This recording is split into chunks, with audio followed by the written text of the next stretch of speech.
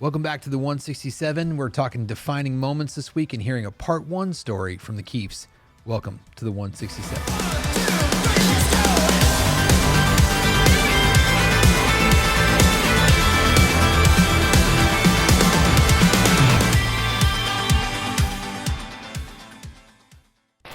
Hey, welcome back to the 167 in full Technicolor, splendid HDness. Maybe. We'll see how it goes this week. Yeah.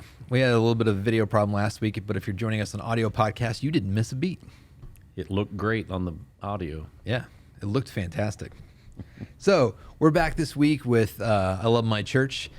Really powerful testimony in this service. We're going to tag it in on to the end of this show. Only half of it, though. You got to come back and see the second half. It was a cliffhanger. It was Sylvester Stallone style cliffhanging. It's like right there. So you can check out the Keefs story at the end of this podcast, the part one, and then part two we'll publish next week. We will. But it was a great story. So we're kicking it off like we have been. I love my church because... Oh, that's a question? Yeah. I love... You know it is because it goes up at the end, like from like, I'm going to turn off that lamp. Lamp? Is it not a lamp? So again, hearing stories like the Keefs, I love that about our church, that we have a church of messy people. Mm-hmm. I love that most of the time. Sometimes it's added drama. Yep.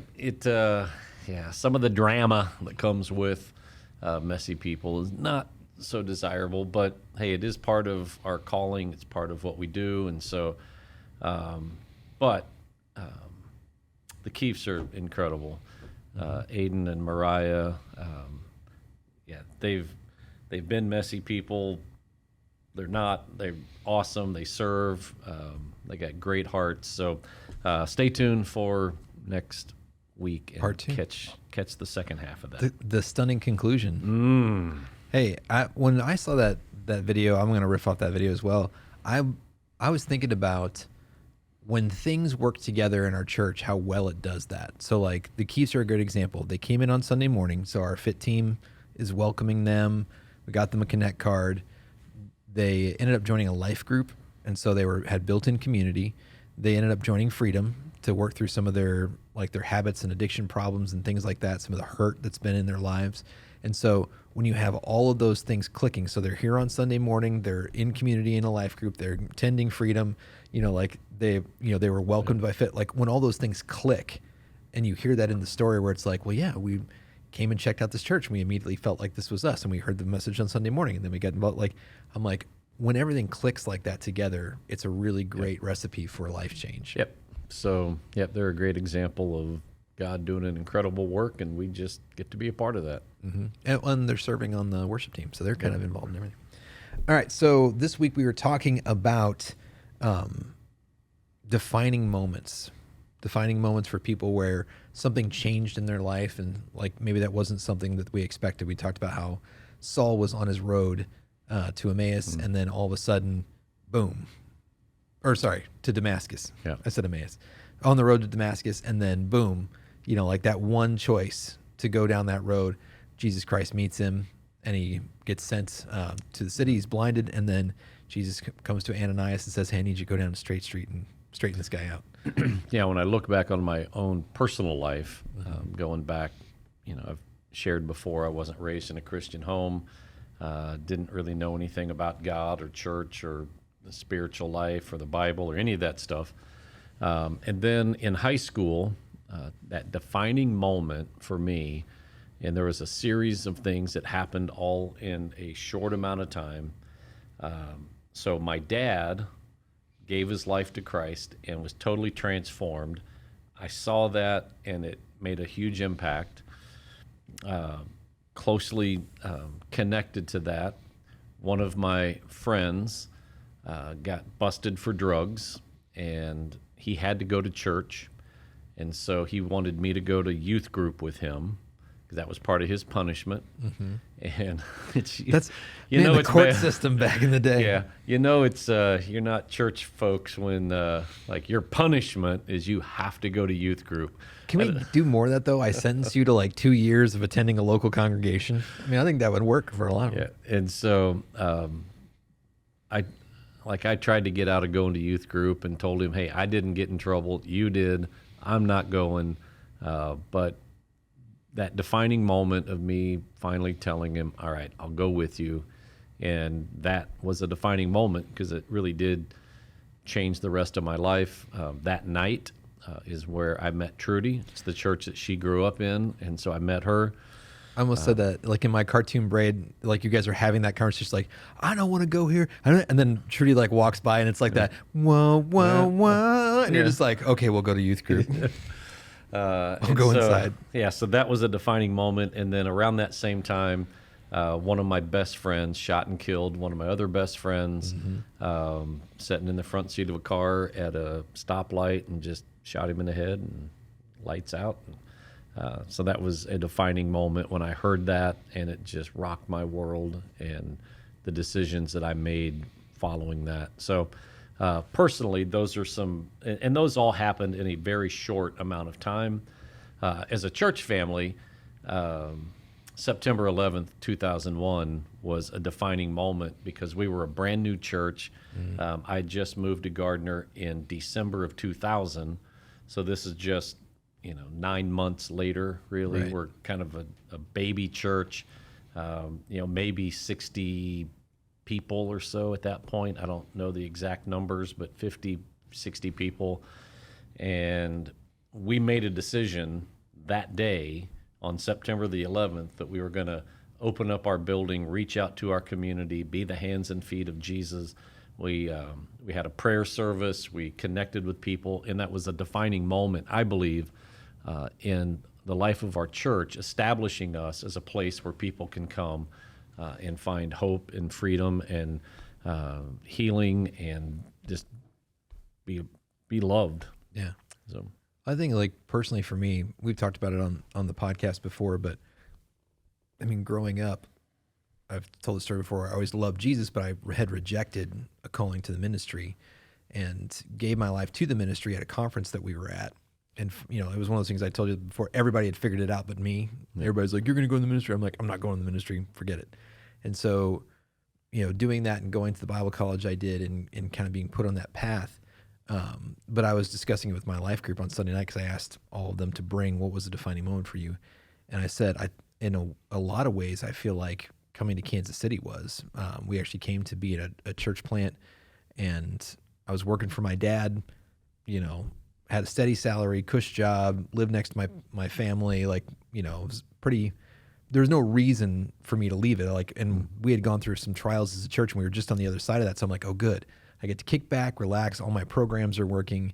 And somebody asked me to come to Kansas City and I was like, no. And then through a series of phone calls and they finally put us on a plane, Chris and I went to bed that night at the hotel in Liberty and we were like, we're going to come to Kansas City. And so, of course, that brought me here for 3 years with that church, and then I found new life through that as well. And so I think that was a huge turning point for us.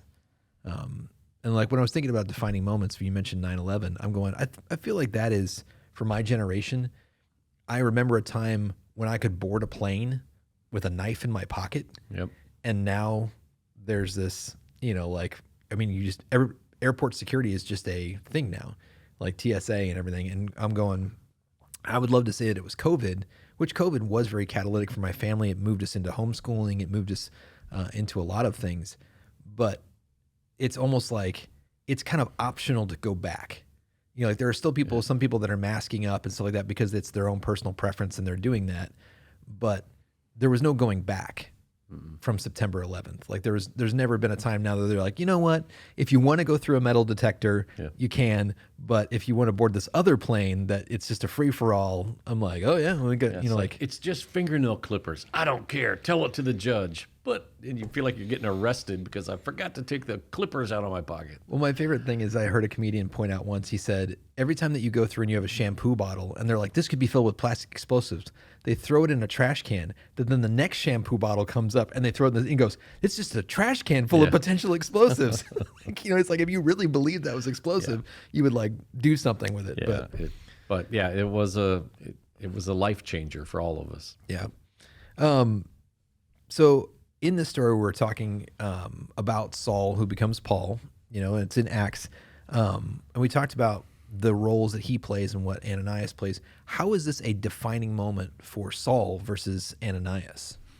I mean, the obvious one is Saul was not a believer; like he was a persecutor of the Christians, and so for him, it changed his life from death to life, from an eternity separated from God to an eternity with God. So it was life altering in that way for salvation. For Ananias, it was altering in his life because he got to see firsthand the partnership come together and God speaking to him and saying, go to this person, and seeing his obedience and the fruit that came from that obedience. I think like if you were to sit down with Ananias and say, hey, tell me about that time, like he would have some incredible stories of, man, I was really afraid, and God told me to go, and I wasn't sure I wanted to go. And just to hear him play that out, I'm sure that it just transformed his life to see how God used him to change somebody else's life. Well, that's the thing. You never really get to see the follow-up where it's like, you never really come back to Ananias later on in the New Testament. And so what would that be like to, like you were the guy that converted, Paul, like you, like everybody's like, oh, Paul the apostle. And that guy's like, he was blind until I prayed for him. Like I'm the guy that went to the straight street and, ministered to him. And so I'm thinking about that, but also like, what is this like when he says like, oh, he's at this one guy's house on Straight Street. And I'm going, wait, is it a Christ follower took him in and Ananias is going over to this fellow Christ follower's house? Or is it literally another dude that wants to kill Christians and Paul is staying with him and you got to walk into the lion's den and pray for this dude? Yeah. I'm trying to think of an example in my life where it would have been, just terrifying to go talk to somebody. And I can't think of an example. There are times I'm like, oh, they would never listen to me, or, they hate me. Yeah, they're going to think I'm stupid or something like that.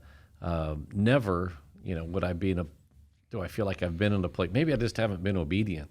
Yeah, that you put your life in danger. Yeah, that my life was literally in danger because I went and asked somebody about this experience that God had told me that they had. I mean, that's the crazy thing. Yeah. Like, okay, you go, he's expecting you. It's like, how do you start that? Hey, I know you're Saul, and apparently God told you I was coming. Yeah. Well, what if that was wrong? Well, how stupid would you feel? And like I said, there's times where I've been praying and I feel like God told me something really specific. And those are the times I think that it is the hardest to follow, is when it's like, that's really specific, God. Like if he didn't just hear that on the street where it's like, oh yeah, I heard on the street that Paul was staying at this guy's house. And then he feels that pressure to go, hey, you need to go witness to this guy. Yeah. Versus like God spoke to him, he's like, I need you to go to Straight Street. You're going to make a left. There's going to be a bedroom. And you're just like, you're trying to tell somebody that, and they're like, that's really specific. I don't think you're going to, But and I think that's what all of us want, is those specifics. And I think sometimes God does give us the specifics. And other times he's like, it's over there. And you'll see it when you get there. 'Cause sometimes someone will say, well, what exactly do you want? And my response is, I don't know. I'll know when I see it. Like, right. I can't really describe it, but when I see it, then I'll know, oh, that's what I was thinking about. That's what I wanted. So, well, and even Paul himself, I'm seeing Paul change from a life of persecuting Christians to really, after that, his life is a life of persecution. yeah. Like he's escaping walls in a basket, and he's being beaten, and he's being arrested, he's being shipwrecked. And I'm going, I wonder if there was a time in Paul's life that he struggled with, do I deserve this? Or if that made it easier for him to suffer persecution because he's like, listen, you have no idea what I did to other people. Yeah. And so the fact that I'm getting beaten, I'm like, well, I actually did that to, that he can look at somebody who's beating him and going, but for the grace of God, there go I. Like I would be in this crowd beating me. Yeah. It, I can't imagine kind of what it must feel like on either side. Ananias, to have the testimony of, oh yeah, I'm the guy who talked to the Apostle Paul, before he was a Christian. Right. And it's like, I walked on the moon. It's like you can trump just about anybody else's story. It's like, man, that Ananias gets me every time. It's like, I prayed for someone. It's like, well, I prayed for Saul, who became Paul. You win that one. So we talked about changing your mindset, because obviously for Saul, that was, I'm choosing to go down this road. I'm going to go pursue Christians here. And, and the small steps, he gets blinded. Jesus says, I want you to go and sit at this person's house. And then I want you to wait for a man named Ananias. And I want, it's just these step-by-step instructions. And even Ananias, where it's like, hey, I just want you to go pray for this dude. Like, he doesn't know, maybe he's going to pray for Paul and he's going to get hit by a bus or a cart full of donkeys. I don't whatever. Yep. Right. And so, but it's these small decisions. So how can I change my mindset from, this is an ordinary day, I'm just picking whether or not I'm going to get QT coffee or Starbucks coffee. I'm picking, which school my kids go to. I'm picking all these different things. These are just ordinary decisions. How do I escape that mindset into, this could be a moment where I meet somebody that I change their lives, or it changes my life? Yeah. One of the things that I did a terrible job of really communicating during the sermon yesterday. In fact, and probably for the most part, I didn't even really express it at all. It was in my mind. I just didn't communicate it. And it's a simple fact that there are no such thing as an ordinary day. There's no such thing as an ordinary day. Ordinary days do not exist. There are extraordinary days around us every day. Now, we might ignore all of the extraordinary things that God puts in front of us, and we try to make it an ordinary day. But if we just get the mindset that today is not an ordinary day, today is an extraordinary day. There are things happening all around me, and I just need to be looking for where God is working. So if we really believe that God is working all around us, then it's an extraordinary day for me and for somebody else. Do I want to step into it or not? That's the mindset. Yeah. And honestly, there are days where I just want to be ordinary. Right? It's a selfish thing when you say, I don't think I have it in me. I don't want to look. I don't want to. I just don't. And unfortunately, we miss a lot of opportunities. But when we approach every day, and again, I've run this story into the ground, so I hate to even bring it up, but when I go into the Quick Trip to buy coffee, and I look around and I'm trying to be aware of who's in the store that I could talk to, who's in the store that I could buy a cup of coffee for. And it literally changes, at least those 5 minutes that I'm in the Quick Trip, it changes my perspective while I'm in there. It's a small thing, and I'm going to have to come up with something new to do, because, it's like, right. All right, here's another story about your Quick Trip adventure. It's like, but it really does. I still do. I walk in, I'm like, who's in here? And I scan. I probably look like a stalker sometimes, because I'll slow down and I'll start scanning to see. Make eye contact? Yeah.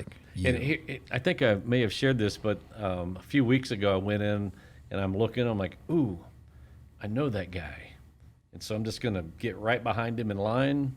And when he gets ready to pay, I'm going to say, hey, I got him.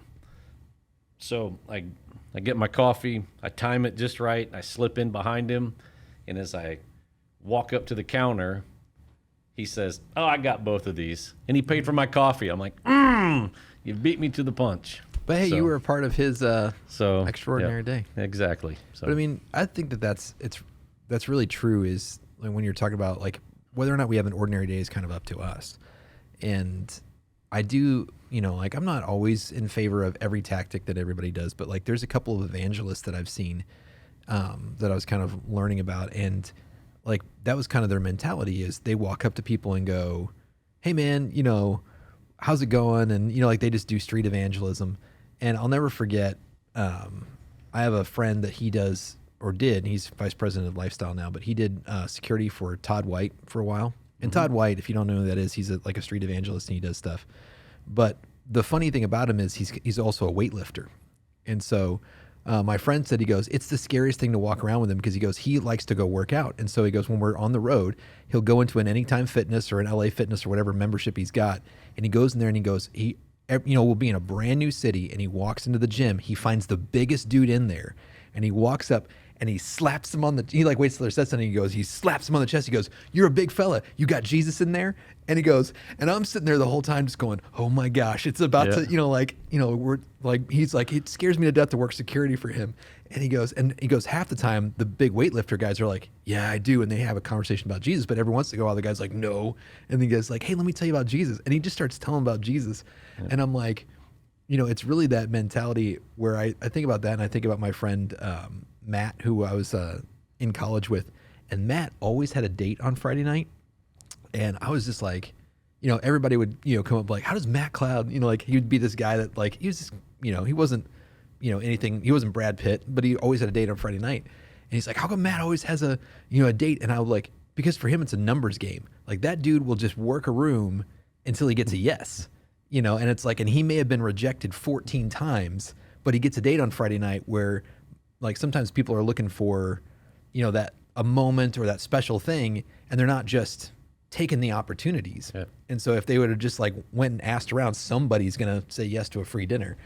And so if you're out there going, well, I don't evangelize very much. I'm going, half the time it's a numbers game. If I'm, pumping gas and I looked at the guy next to me and I said, hey, I think God told me to pray for you. Can I pray for you? And they would be like, yes or no. But I'm like going, some people are like, well, God didn't speak to me. I'm like, well, in the Bible, he told you to pray for other people. Yeah. Of course God wants you to pray for people. It's not a bad thing. You can just work the numbers. So for our listeners, right, so the moral of the story is go to the gym tomorrow, find the biggest guy, slap them. And then talk to every woman in the room. No. Yeah, slap them. Ask them if they know Jesus, and then see if you can find a date. That's it. Yes. All of that relates to evangelism. When I'm saying just go to the gym and talk to people, or like I said, wherever you are, like you can pray for your waitress. Like people are like, you pray for my waitress, and the waitress goes, no, you can't pray for me. Just hold your finger up and summon somebody else's waitress, or be like, hey, can I pray for you? Yeah. Just play the numbers until you get somebody. Keep it going. So, last question here is. Do we underestimate the impact of the people we surround ourselves with? Like you kind of talked about the company that we keep. So are we underestimating the impact of the people that we surround ourselves with? And kind of that follow-up question is, how do we balance like cutting, like if you become a Christ follower, do you just cut everybody out of your life so that you can have good influence? Or do you have certain people that you're ministering to? Like, how do you balance that? Yeah. So this may come as a shocker, but everyone is influenced by someone. Like it doesn't matter who you are, we're all influenced by other people. Right? So, did you know who Travis Kelce is? Does that ring a bell? Maybe. Kind of. Okay. How about Taylor Swift? Does that ring a bell with you? Do you know Isn't that she name? Dating that football player? Yeah. So is that Travis Kelce? So, I just heard Kelce and Taylor, and I thought it was a different couple. So anyway, so you have Taylor Swift. And Travis Kelce. Mm-hmm. Right. So Travis Kelce, well-known Chiefs football player, makes a ton of money. Who are the chefs? Very recognizable. Right. So he's a person of influence, but because he's now in a somewhat of a dating relationship apparently with Taylor Swift, and so he's got the little Swiftie bracelet, and so someone was talking about the Swiftie. Sweet. Yeah. And then from what I heard, in the news, that he just bought a new $6 million house in a secluded, more private neighborhood, gated community, because it was too hard, all the people coming around his house. Well, why would you buy a $6 million house? Because of the influence of the people you're hanging around, right? That's why. Like Travis, I know. Don't simp, man. Don't simp. So I'm not saying that in a bad thing. It's like, because of the people I'm hanging around, therefore these are things that I'm becoming like, or I have to do, or to fit in. And so on a much smaller scale, the people that I choose to hang around with influence me, what I think, how I behave, the shows that I watch, the restaurants that I go to. And I don't know if this statistic is accurate or not, but I've heard for years that you become the average of the 5 people that you spend the most time with. So your thoughts, your behaviors, you think about the 5 closest people to you, that's who influences you the most. So who are those 5 people? And do you really want them influencing you the way they do? So we're easily influenced as people. See, I think that's a dangerous thing as well, though, because I think I told you this, but Chris and I were sitting around one time and I started to list off some of my friends, and I was like, oh, wait, am I the short friend? Because I was like, counting on my, like, they're all like 6 foot plus. I was like, oh, and then we started talking. I was like, wait a minute, am I the poor friend? Yeah. It's like, turns out I was the short, ugly, poor friend of my 5 best friends. So I'm the pity friend. So you become, the way you think, kind of who you are, really is just a kind of an average of the people you hang around with. Yeah. So, well, and I think, like when we're talking about influencing and things, I always think that people get it mixed up with Jesus, where it's like, Jesus hung out with sinners and and it's always like, Jesus didn't like go to a brothel to hang out with prostitutes. Like, those people were gravitated towards Jesus, and like he had a Shabbat dinner and then they came to his house. It's like there's a difference between those things. And so I think that having friends and, like you said, putting them in a place of influence in your life, I think those are 2 different things. Yep. Yeah. And so Jesus was a friend of sinners, but he spent the bulk of his time with his disciples. Right. Right. And then he had even a more tight-knit group of guys that he spent even more time with, that he took away with him when he went to pray. And so, yeah, you can be a friend of someone without being like super close and intimate. And so you just need to be careful who you let speak into your life and what they're saying, and because what you once believed, you won't believe any longer, because, well, all my friends are saying this or believe this or going here, and it'll change you. Well, I think it goes back to what your point was in the beginning, which was these everyday average choices end up becoming defining moments of your life. And so I'm sure some of our listeners have been in situations like that. Like even in the situation that you brought up where you said, your 2 friends were together and one shot one another. What would have happened if you happened to have been in the car? Right. Yeah. It would have, that defining moment of me not going that night. Right. So, yeah. And so I'm like, so sometimes it's literally the company that you keep that could end up putting you in a defining moment. Yeah. And so those decisions that we make are generally based on the people that are around us. Right? So you think, oh, they're just friends, and yeah, but that friend that you became close to is the one who encouraged you to, take the first drink of alcohol because you never drank before. Right. And then that one drink, then you had no idea then, but that was a defining moment that led to your alcohol abuse. Right. That led to your drunk driving charge. And it's like, man, that was a choice. If I would have never made a choice to drink the first drink or to go to that party, so it is really big. Like every day we have defining moments. Well, and I'm not trying to hyper spiritualize this, but like, honestly, if Jesus is in that perspective, if God is there, if he's the first person that's influencing me, if he's the first person I'm looking to for wisdom, if I'm at church, chances are I'm not going to be robbing a bank. If I'm in a life group, chances are I'm not going to be somewhere I'm not supposed to be. Like those are things where you're intentionally doing things where you're putting God in that position to be. Yeah. So those 3 things that I ended the message with, of kind of making the most of every day and those opportunities, like Ephesians tells us, then we have to, number 1, live for a great purpose. Right? So am I living for a great purpose? That great purpose being to bring glory to God, to live for him. Am I living my life surrounded by great people? Am I part of a life group?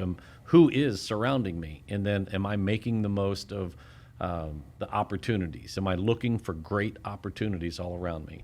And if we do those 3 things, live for the glory of God, surround ourselves with godly people, and then looking for opportunities, we're going to make the most, have some pretty incredible days. Absolutely. Guys, stay tuned for part 1 for the Keith story. We'll see you guys next time here on the 167.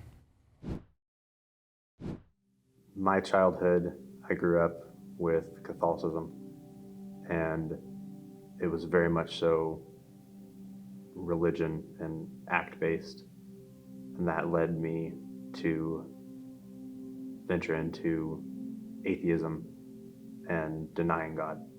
So I grew up in church. My family jumped around to different churches, but I was always raised Christian.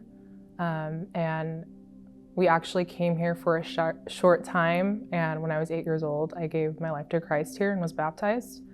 But I also grew up in an abusive home, so I did not have a great example of the love of Christ, nor was I taught how to have a relationship with God or how to speak to Him, how to read the Word. So as I got older, the pain from the abuse in my childhood really pushed me away from wanting to be a Christian and led me to claiming that I was agnostic. So for most of my teens, I was very depressed, and I eventually developed severe anxiety from the trauma. And I felt really lost, and I was struggling with why I was here. I felt like I didn't have any purpose for being here. And around the age of 16, my parents forced me to go to a convention, and they led me to go get prayer afterwards. And I was prayed over, and God delivered me from the depression and severe anxiety. And for the first time in my life, I felt the love of God. And I knew that I didn't want to die anymore. At that time, Aiden and I had just started dating. And I shared that with him, that experience, that divine encounter that I had with God. But with his background, never having a relationship with God, never knowing God, when I told him what happened, he thought I was crazy. And I was given a choice of staying in this relationship or choosing God. At that point in my life, I very much so denied the existence of God. And so hearing that God had affected Mariah that much just sounded absurd to me, and I couldn't accept that. So after he told me that, I made a decision that I thought I had no choice over. I didn't have support growing up. He really was my support, and I felt like he was my reason for being here. So I chose him over a relationship with God. And we continued to date for many more years. And through that time, we didn't realize it, but we were trying to be our own gods. We were just really lost, and in that time, we hurt each other a lot.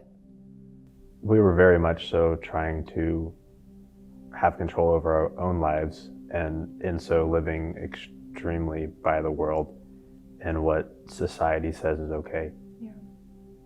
And with that, I was struggling with lust and pornography addiction.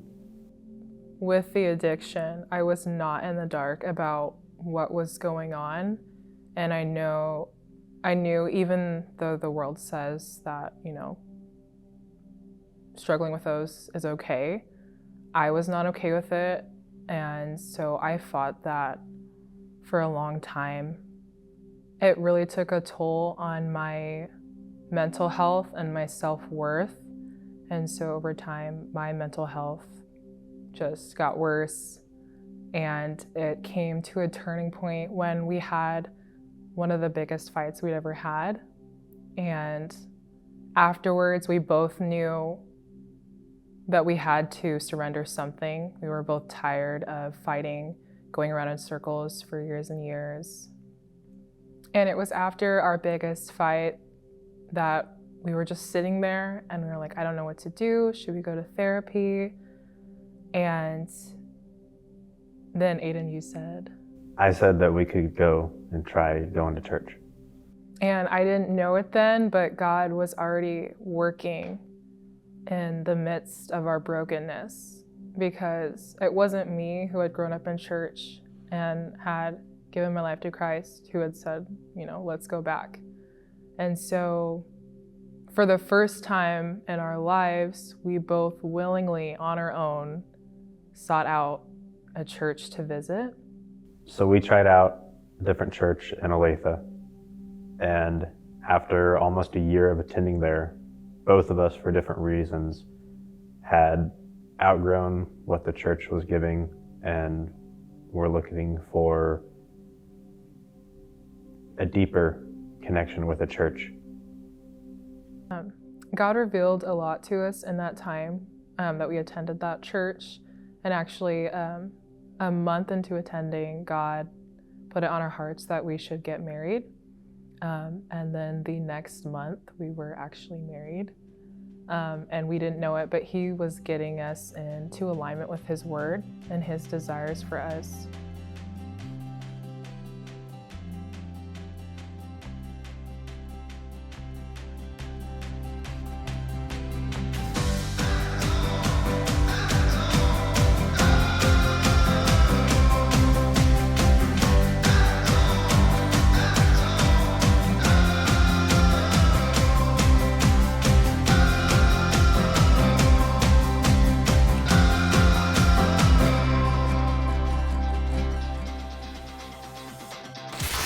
If you enjoyed this episode of the 167, make sure you like, subscribe, follow, get notified, leave a 5-star rating and a positive review. Tell all your friends to listen as well.